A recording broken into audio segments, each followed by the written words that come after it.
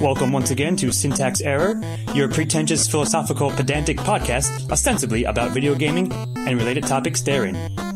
Warning, this podcast contains mature language, content, and spoilers. You have been warned.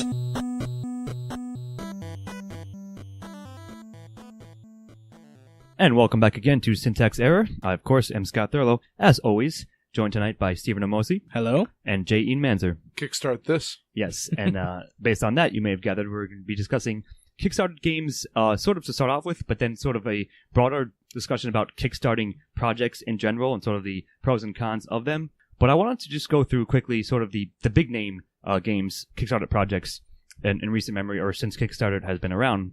Number one here on my list is Star Citizen, which still is ongoing, and there's been a bit of a controversy around it that we may or not get into, but regardless, it has raised $113 million as of this point, and by far being the biggest margin of huge money-making Kickstarter projects. Yeah, it's big time. That's intense.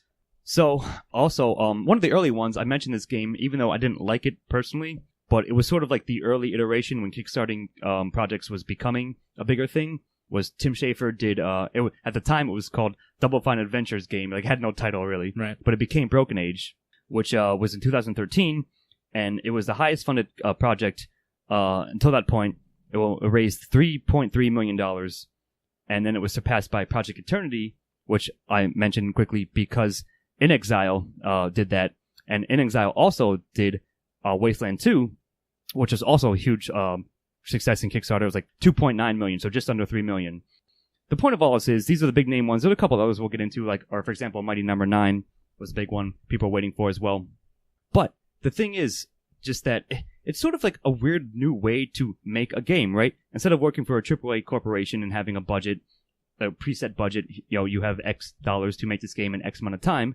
It's, hey, we're probably an indie, like a smaller indie developer or like a well-known developer who has gone indie. Like Ken Levine also is doing sort of the same thing right now.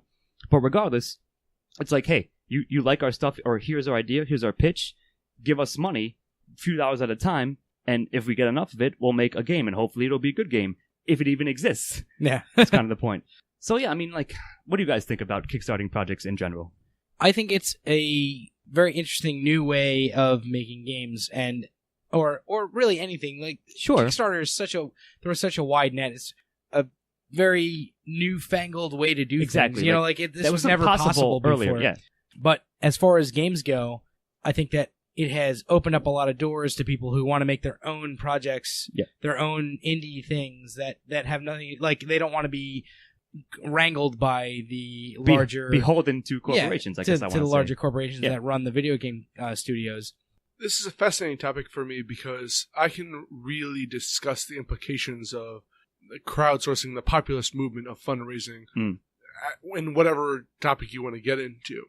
It's such a diverse point. And where I want to really begin is that I think it used to be the purview of, this is the wealthy, to independently give money to see something. To X project. So you have a person, like, well, there was, like, I know of movies back in the day, like Manos, The Hands of Fate, which had like families giving money for things, or like a wealthy friend of yours.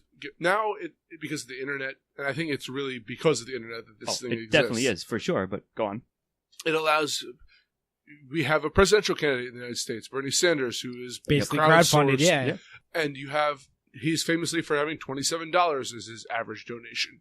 Mm-hmm. So you have a diverse group of people giving small amounts of money. I think is one of the most both great and terrible repercussions of crowdfunding. I agree with people that. Get really emotionally attached to something because of the fact that they have had their input into it. Right. So it's in a sense, there's been groups before, like you have people who give money to charities and things like that that have done crowdfunding, but now it's like, I have given my money into this video game. Thus I feel a sense of ownership over. Right, exactly. Right. Good. It's the idea that you're a stockholder in this, you're right. in whatever you're doing. It. And this idea has existed for a long time, but this is the first time that you can really do it on an independent practical scale, I guess. Like as a small time, whatever you are, video game maker, whatever it may be. Etsy person, like, you know, Etsy's another format for this. Sure. But, like, you know, it's that idea that as an independent creator, you can jump into the scrum with everybody else, you know? Right. I'll give my own personal experience. I'm a fan of, scrum's a word. All right.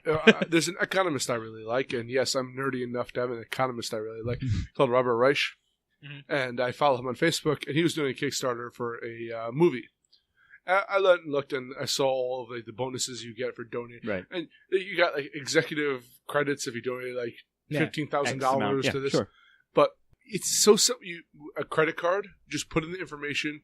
It's not even money that's like seems real in a way. It's kind of that. It's that digital money. You're sort of somewhat removed from it, I guess you want to say. And I can see that aspect of it for like sure. If I go in and I see someone like putting like a charity thing on the street, like I have to go put cash. That's one thing to go into my wallet, pull out money, see the real tangible and thing. See it go it's away. Another thing to just see like, put in some numbers and this mythical numbers I have out there that eventually I have to pay off. Sure, no, I mean, right. Like, it's sort of like it's a removed kind of thing. Like it's sort of abstract, if you will, I guess, right? Like, yes, I'm donating money, but it's not like I don't see it removed from me. Like it's sort of in the future. It's a future investment. It's an investment in many terms of ways of defining that. But you're right. Like you guys are both right, and I fully agree that it's almost like the most democratic way to do things in a sense.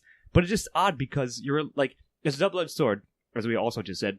That if I'm a creator, I want to create X thing, but I can't. Like I'm not a corporation, so I can't fund it myself, or I can fund some of it, but not all of it, of course. You know, like hey, I'll just elevator pitch my idea to the entire internet. Yeah. And if you want to donate, that sounds good to you, then give me some money, and hopefully that'll be enough for me to create it. At its best, it's a symbiotic relationship where you that's absolutely true. Giving trust and promises to one another, saying, I need the money as a creator, give it to me and I will produce this product. And then you're expecting to, I don't know how much, I would be interested to see like a documentary on this, how much the creators feel obliged to give deference to their We're about investors. to get into that, but sure, I mean, it's an interesting point. Go ahead. I would say before we go any further, perhaps we should give like a quick little rundown of what Kickstarter is and like the way that it works, perhaps. Sure, in case you're unfamiliar. So I'll just give like a 1-minute thing. Like so, basically, somebody sets up a Kickstarter on the site. They set a bunch of different tiers that you can pay into.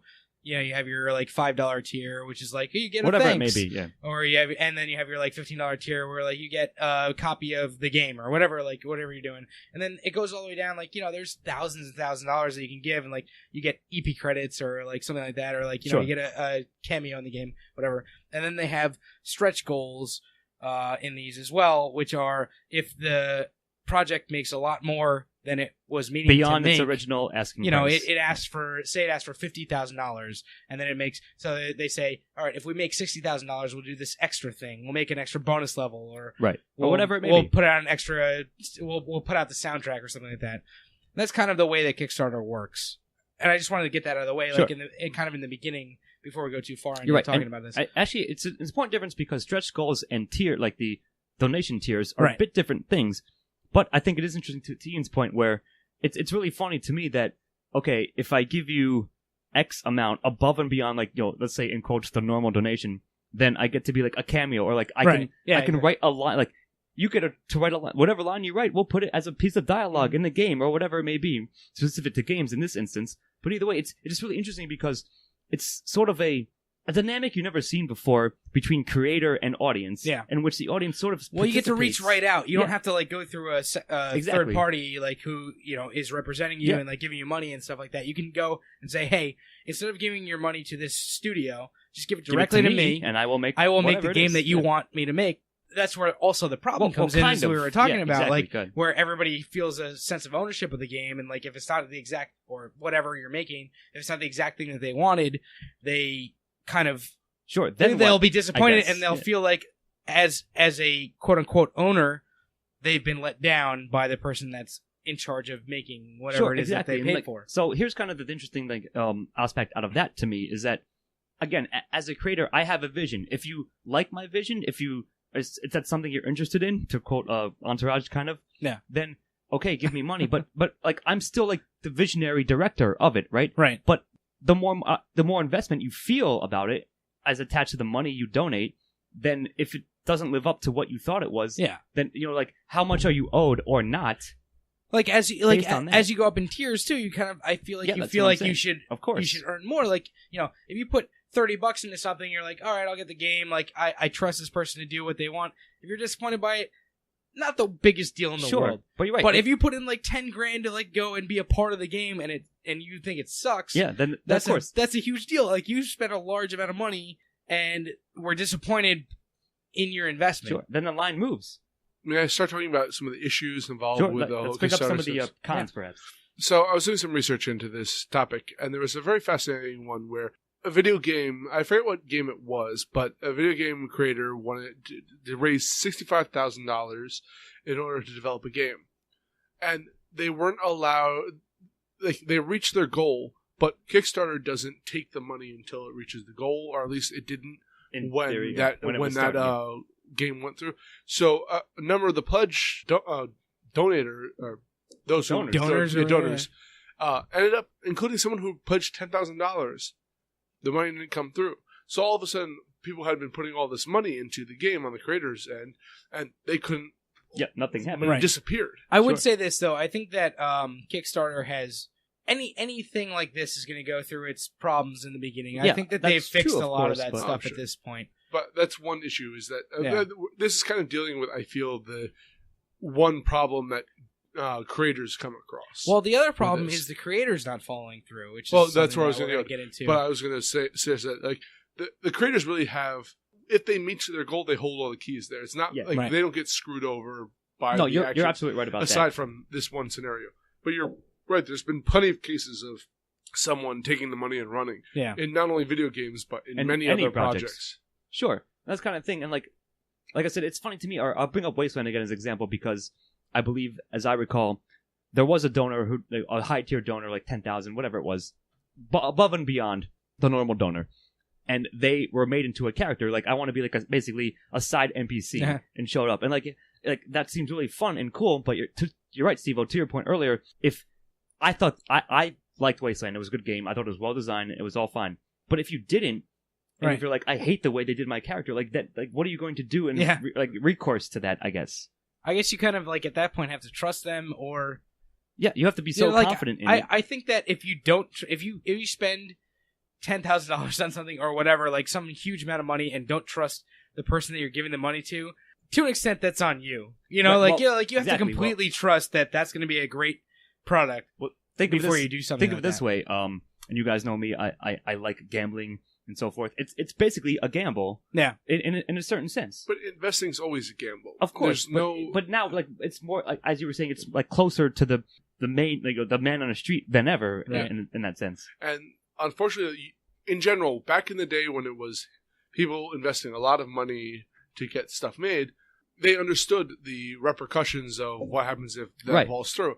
Now, because it's a newer platform, almost, of course. It's sort of like an amateur going to to fund this thing. If they want to invest a lot of money into what's in a sense a lottery ticket, it doesn't pay off. I mean, that's something they should be cognizant of when going into this. You're right. They should be, but again, because it's a newer-ish platform, like it was an emerging, I guess, funding method. It is, but it isn't. It's the same thing, except more easily accessible. You're right.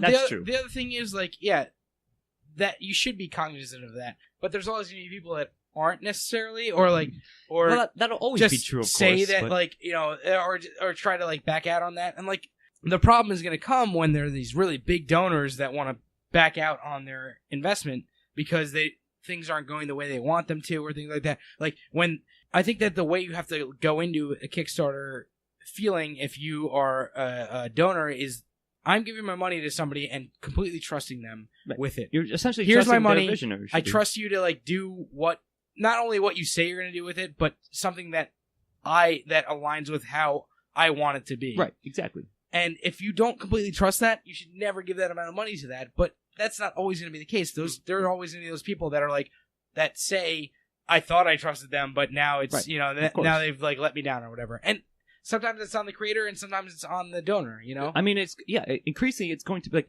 I guess that was the question we were sort of like talking around earlier, that where is the line between that? How much is on who? Which parties of it? Right. and what are you expecting out of it?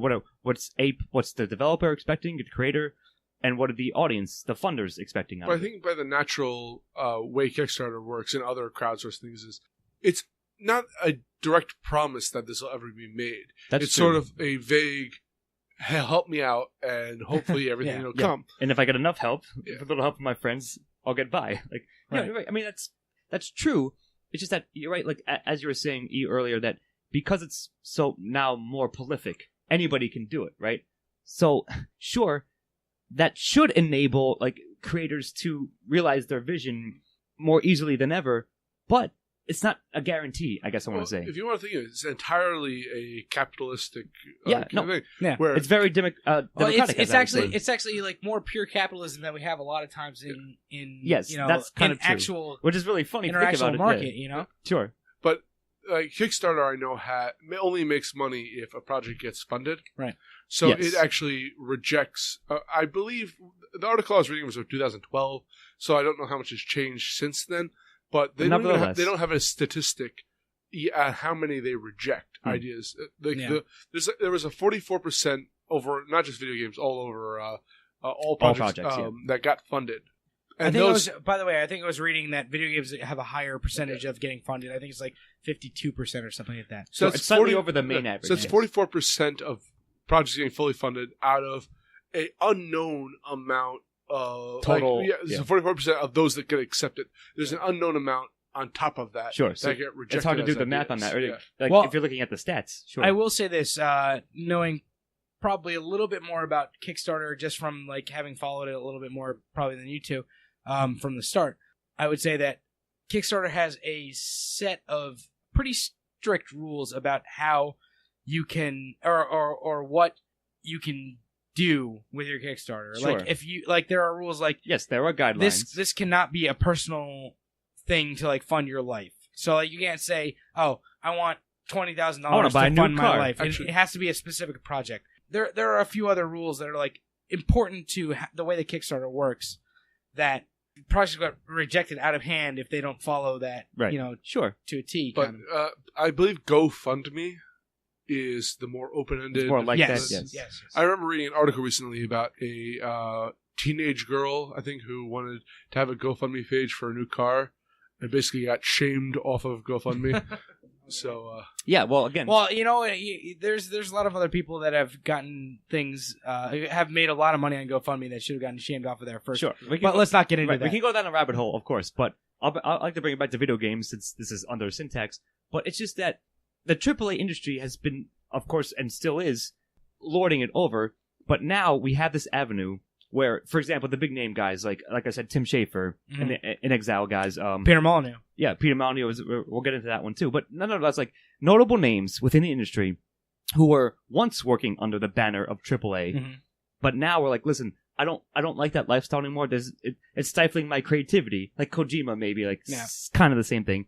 But regardless, like something like that, you can say, all right, the fans know me and love me. Like they like the work I produce, but I no longer want to be beholden to a corporatized lifestyle. So I will use this as my avenue now.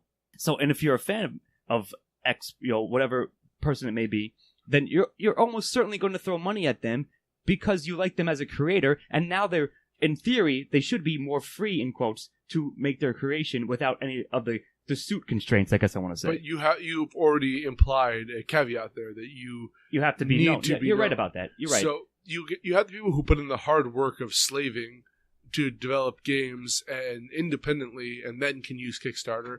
And then you have you're right. Then you have the AAA refugees, they're not refugees, but people who escaped from the oppressive regime and became and can now fund their games. But the thing is, I think that with all of the examples of people taking the money and running, investors, you're right, this is a new form, so investors are going to get more wary of funding games more savvy as it goes without on. without knowing what the person's done beforehand. I have to interrupt you there. Like the vast majority, yes, there are stories of people taking the money and running, but the vast majority of Kickstarter people that are funded on Kickstarter do not do that.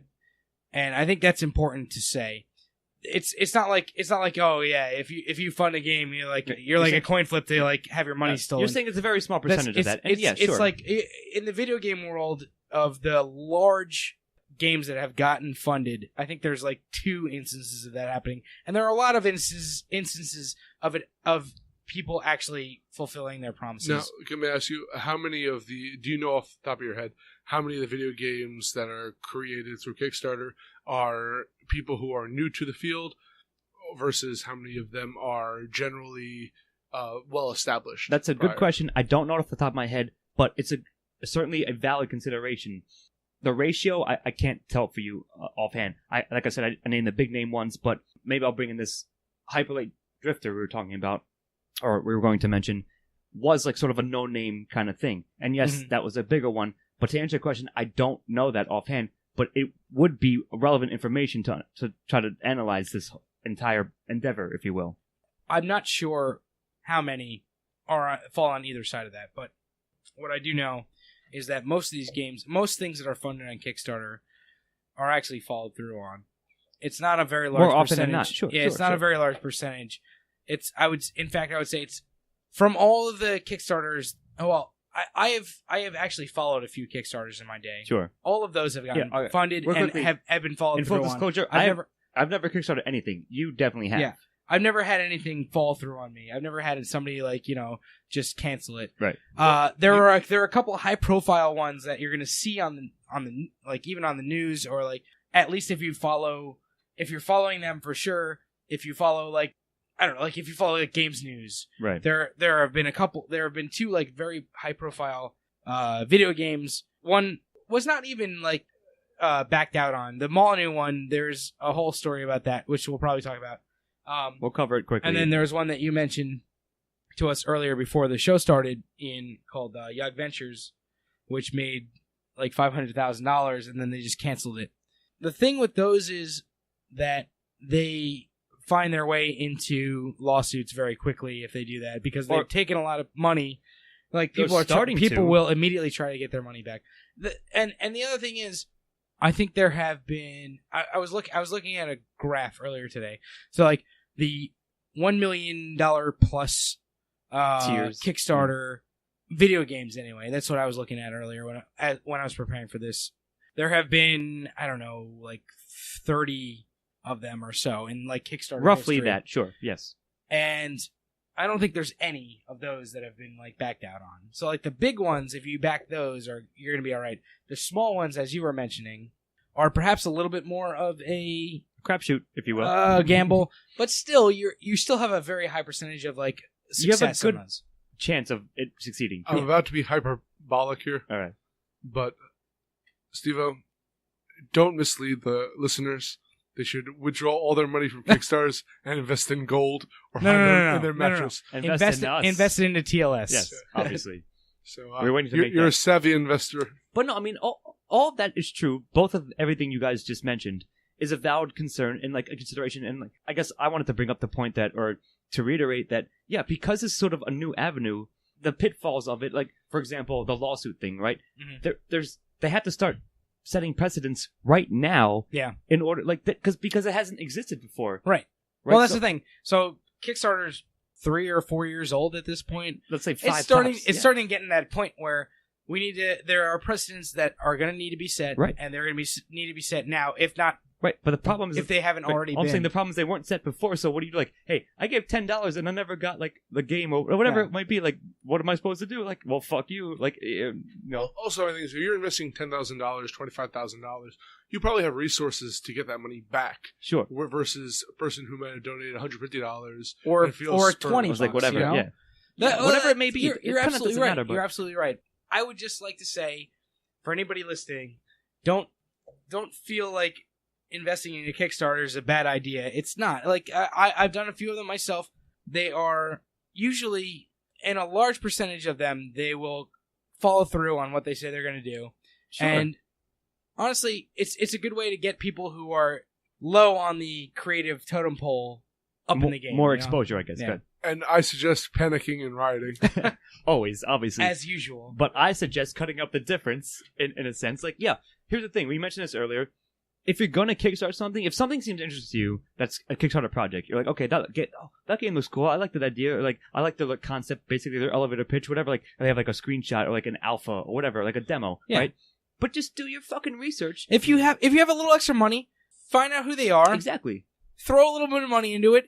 You know what? $30 on the 95% chance that it'll actually pull through and you'll get what you paid for. It's definitely worth it if you want that thing. Sure. I agree. You're not entitled to your opinion. You're entitled to your informed opinion. So of go course, out. Thanks, Harlan Ellison, but I agree with that. And go out and learn what everything is as they did. Right. And of course. I do agree. Investing, whether you're doing like Patreon for your favorite shows, hint, hint, wink, wink, or maybe we'll see us on there. You like on Kickstarter, or you want to fund someone on GoFundMe, whatever.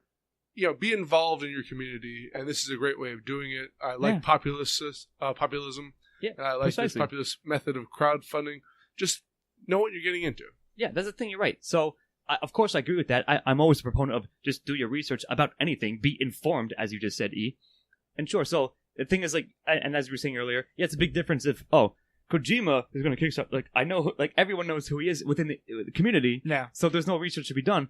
But if, like, you see some small little indie studio you've never heard of, you don't recognize their name, but you like what they, again, like, they're sort of pitched to you, then do as much research as you can. And perhaps the pitfall is maybe they're so small that there isn't research to be done. They're a new company. We're a new indie studio, but we want to make a game.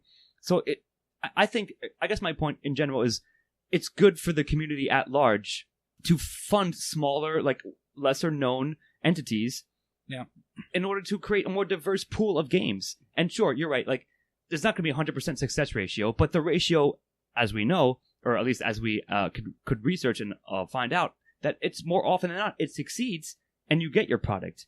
It does. Maybe it's not the game you wanted, but they made their game, and as a $10 backer, you get a copy of it. Yeah, you get a copy, you get to have fun with it, whatever you get to it is. do whatever you... And for all these things, you get, like, all these interesting little, like, like, not only do you get the game, but, like, if you spend, like, $35, you get, like, maybe bonuses, a t-shirt or something. Whatever. Like, it's just cool. Sure. Little swag that you get with it. And if you do Saving Capitalism by Robert Reich, you can actually get a hand-drawn picture by him. So thank God. Exactly. Again, like some of the little, like, bonuses for fans could be really fun. Like, little Easter egg stuff, kind of, and not even that. Like, hey, we'll put your name as a random NPC, like an innkeeper, say, as an RPG or whatever. Like, and that's really cool. Like, imagine how cool would have been as a kid if you saw yourself in a game. Exactly, that would be awesome. So any kids listening, convince your parents to give you money to kickstart games to get your face in a video game. And we'll be making a game ourselves soon. But so I also want to mention. Good. I'm not sure how much longer we're going to go, but I also want to mention that not only has Kickstarter funded video games, but it has also funded a few video game documentaries. Sure. Which are interesting. That's right. One that we've talked about earlier this season, Indie Game the Movie, was Kickstarted. And check out that episode. Another one that we may perhaps talk about in the future, which I'm pushing for, is called GTFO. We definitely will. And you're right about that. I forgot that it was a Kickstarter game, but it's a good point. Or Kickstarter movie, I'm sorry. It's this whole, like, it's this whole creation of a culture, that Kickstarter is doing. It's like it's this whole creation of a culture that is not created by a company, which is kind of interesting to me. Like, it's kind of, you can do what you want as opposed to doing what you're told to do or what you're forced into doing by what's available. And that's what I'm saying. Like, in theory, like, I'm all for artistic creative freedom, and in theory, this format allows a lot more for that, rather than being beholden again to a corporation which has a set of rules and has a board of directors. Oh, you can't do that. Like, exactly, etc. So, like, it should foster that. But you're right. Like, you still, again, have to, as anything in life, I guess I want to say, you got to be aware of the risks about it and be informed upon which one has the most promise and that you think would actually has the chance of being realized. So I don't know. Like, I mean, again, like I said, I'm all for it. It seems to foster a more diverse community, a pool of creators can get their vision done, like, more easily than ever, or at least a chance of doing that than ever, versus the old school, like, Hollywood or nothing, essentially, like indie stuff. And that, to me, in general, seems like a good thing for video games at large and whatever other projects may be, but specifically for that. I completely agree. Yeah, And as we mentioned a bit earlier too, if you were like formerly like a big name producer creator that no longer wants to be within that mindset and industry, then you can then all your fans can be like, all right, even better.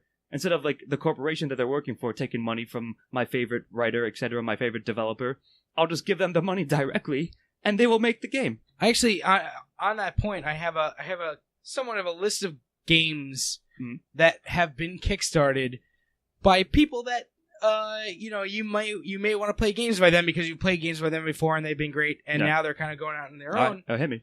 We already mentioned Mighty Number 9, which is a Mega Man. Yep, it's basically sequel, the new official Mega Man, more or less. Sure. There's a game called Bloodstained, which is a continuation of Castlevania. Yep. There's a game coming out called Yooka-Laylee, which is a Banjo-Kazooie spiritual successor. Spin-off-ish, yeah. Yep. There's Wasteland 2, which we've mentioned several times today, which is basically a Fallout successor. Yeah.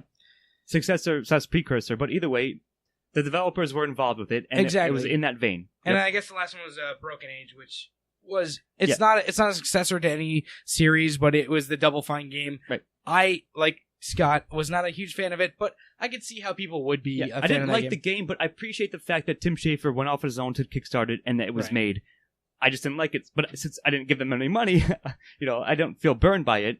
It's just that, if he kickstarts another game, maybe I will give him money. If he says it's going to be different from Broken Age style. And then there's those other games like Shovel Knight and Hyper Light Drifter all that, that are these new IPs that are like really interesting and kind of going in different ways with video games than have happened before. I don't know if Axiom Verge.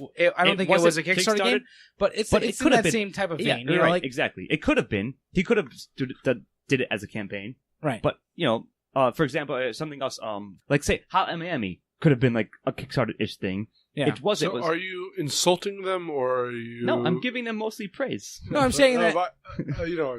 Sure, you're busting my balls. It might as well have been an independent production. Well, I guess Axiom Verge and Axiom Verge and Hotline Miami were independent productions, but they were paid for by like the people that made them, as opposed to going out into the world and like crowdfunding it. They were sort of on the cusp of like, in theory, they could have been Kickstarter projects, and probably would have been successful because they made them, without being kickstarted.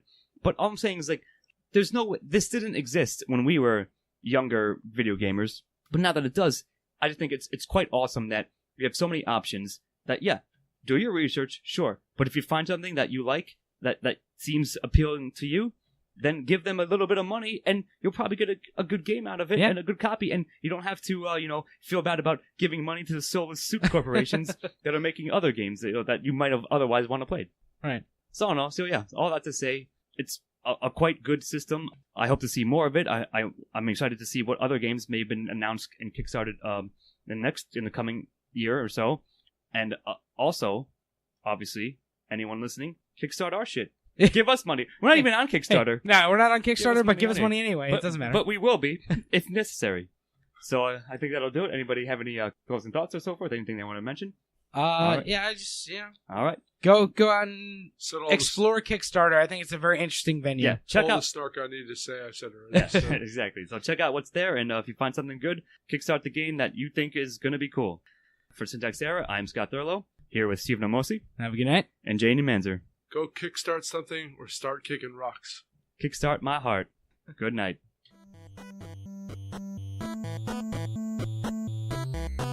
This has been Syntax Error. Thank you as always for listening, and we will see you next time. Music by Stephen Ormosi. Editing and engineering by Scott Thurlow. Syntax Error is part of a Lost Signals Productions. All rights reserved.